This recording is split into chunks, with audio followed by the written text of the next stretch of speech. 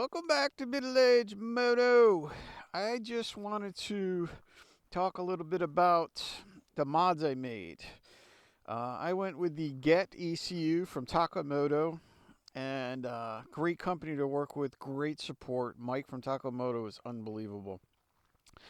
So I have the ECU. I'm not going to pull the seat off out here, and then I went with the Wi-Fi module, which is in the airbox. All I did was run the wires for the controller or the map switch. The bottom is set for enduro. The top, when you push it in like that, it's set for full power.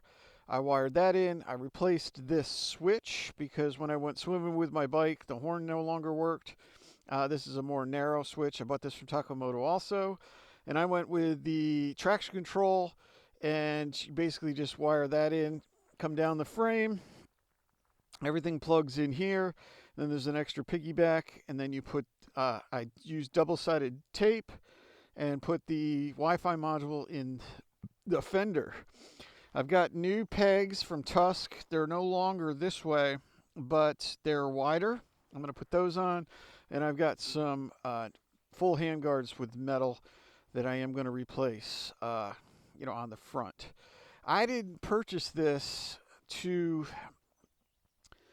get a lot more power. The bike had plenty of power for me the way I ride. I'm no, whiz banger. I'm 55 years old, so my off-road craziness is over. I still like to, ride dirt roads and some trails and stuff like that in the parks.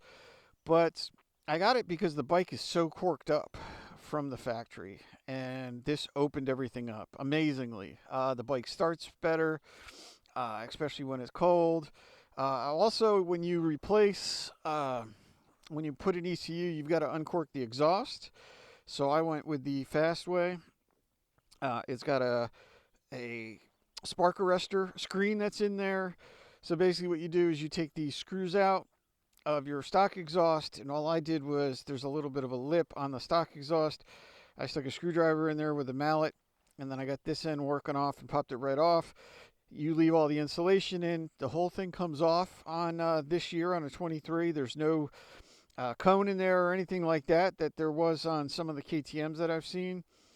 A lot of the videos online, when you replace this, they tell you that you have to drill. This cap comes now with the holes pre-drilled, and then you have the self-tapping fasteners that you screw in. All right, so that makes a major difference. So this was super easy to put in. You do have to in some bikes have to cut the insulation because this piece is relatively large on the stock one. It goes way in, and it's got all that insulation in there, the fiberglass. So wear gloves when you do this. You'll be picking fiberglass out of your hands. This opens it up quite a bit. As far as noise, it didn't really make the bike a whole lot louder. Pop it in neutral.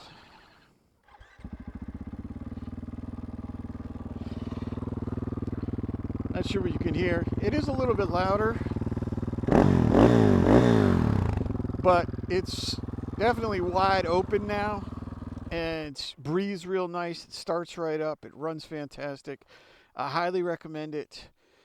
With that said, I am going to do some riding, and I will talk to you all soon.